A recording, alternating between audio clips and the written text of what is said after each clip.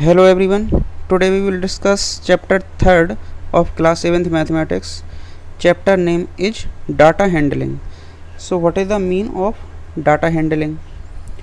Data handling is a process in which one can easily access the required data and can understand easily. Means data handling वो process है जिसमें कोई इंसान आवश्यकता वाले data को आसानी से एक्सेस कर सके, उसे प्राप्त कर सके और उसे आसानी से समझ भी सके।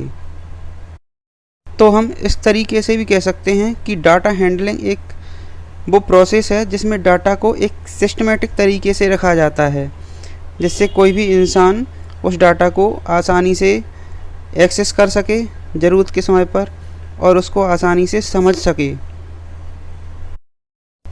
इस चैप्टर से रिलेटेड जो भी कॉन्सेप्ट्स हैं वो मैं एक्सरसाइज के बीच बीच में आपको एक्सप्लेन करता जाऊंगा। तो अब चलते हैं हम एक्सरसाइज 3.1 की ओर। फर्स्ट क्वेश्चन है एक्सरसाइज 3.1 का, find the mean of the following.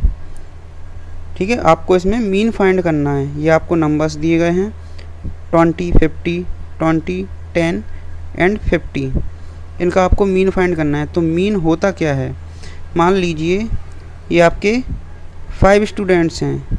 पहले स्टूडेंट्स के पास 20 टॉफ़ीज़ हैं,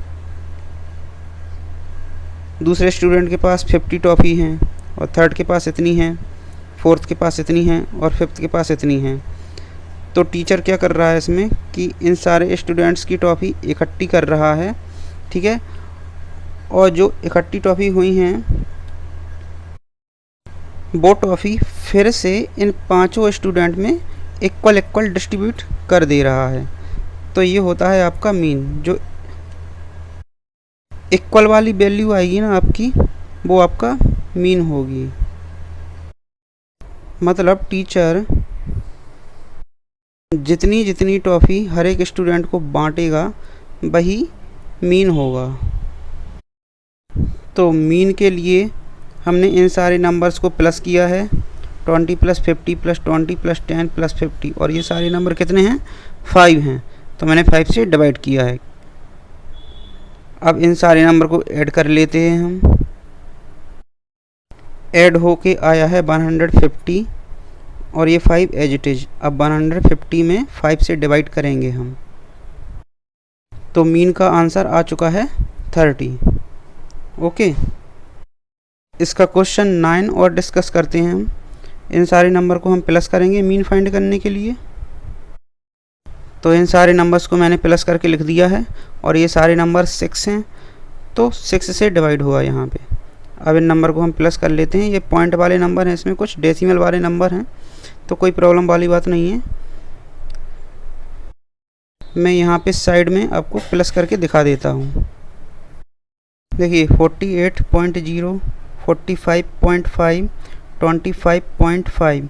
अब ये 26 में डेसिमल नहीं है, तो इसको हम 26.0 लिख सकते हैं।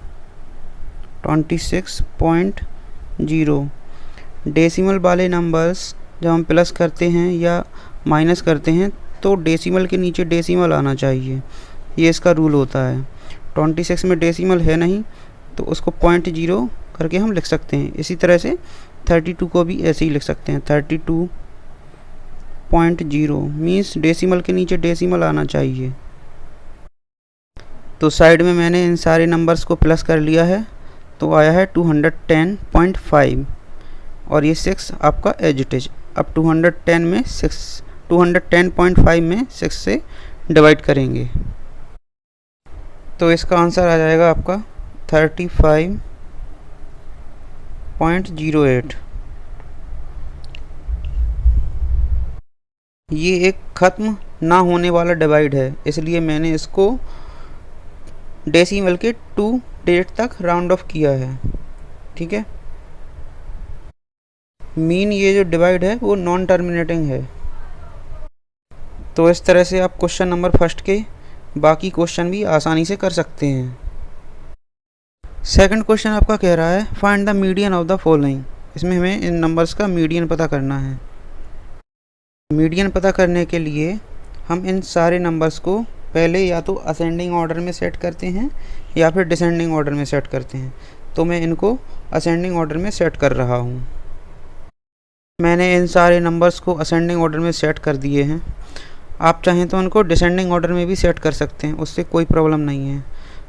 वो आप पे डिपेंड करता है कि आपको असेंडिंग ऑर्डर में सेट करना है या डिसेंडिंग ऑर्डर में सेट करना है। इससे आंसर पे कोई इफ़ेक्ट नहीं पड़ता है।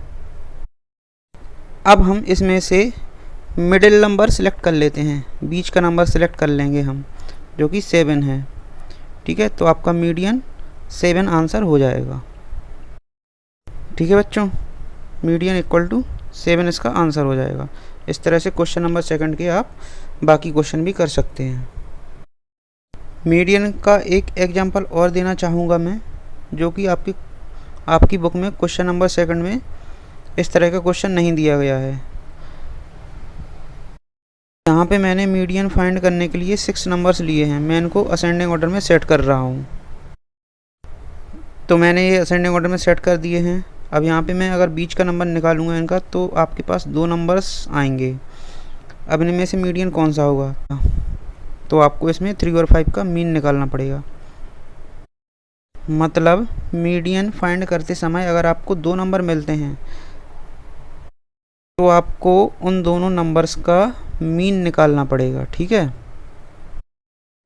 मतलब उन दोनों नंबर्स का एवरेज फाइंड करना पड़ेगा। तो एवरेज फाइंड करने के लिए हमने क्या किया, 3 और 5 को प्लस किया और अपॉन 2 किया। तो इसका आंसर आपका हो जाएगा, ये 8 हो जाएगा अपॉन 2। तो इसका मीडियन हो जाएगा 4। तो मीडियन फाइंड करते समय अगर आपको 2 नंबर मिलते हैं तो आप उन दोनों का एवरेज फाइंड करोगे। अब क्वेश्चन नंबर 3 देखते हैं हम। इसमें दिया गया है find the mode of the following. इसमें आपको मोड पता करना है।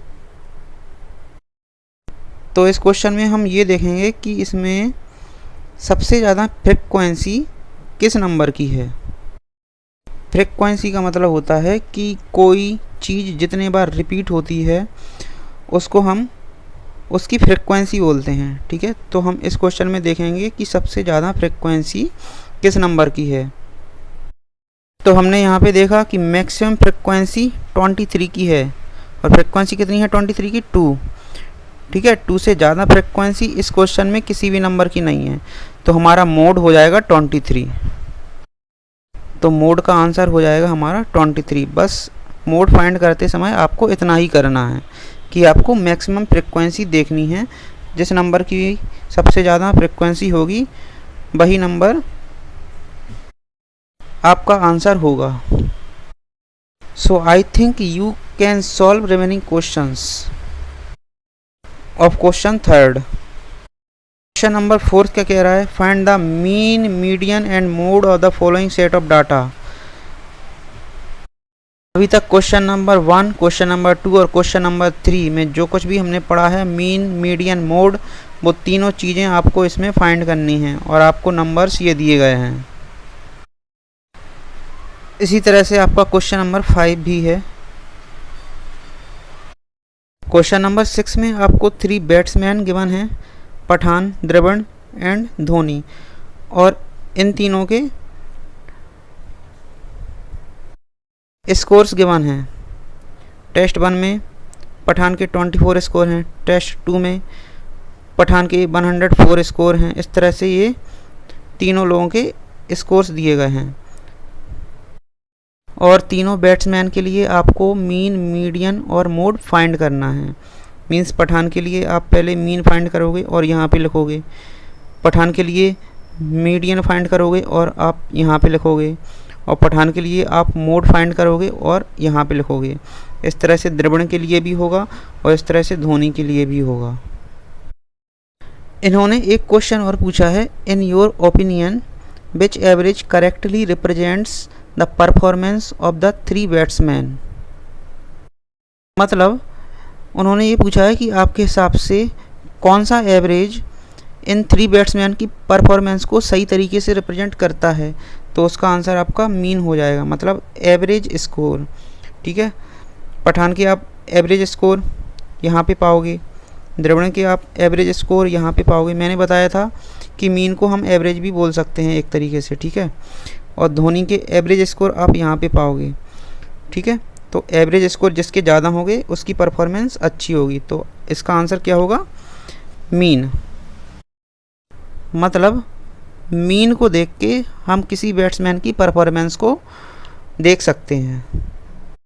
क्वेश्चन नंबर 7 भी आपका बिल्कुल क्वेश्चन नंबर 6 की तरह है। यहाँ पे आपको जॉन के लिए मीन निकालना है, मीडियन निकालना है, मोड निकालना है। इसी तरह से रामू के लिए तीनों चीज़ें फाइंड करनी हैं। इस तरह से आपको इन सारे प्लेयर्स के लिए ये तीनों चीज़ें फाइंड करनी हैं। So I think that you can easily solve these questions, and if you have any problem then tell me in the comment box. Thank you very much.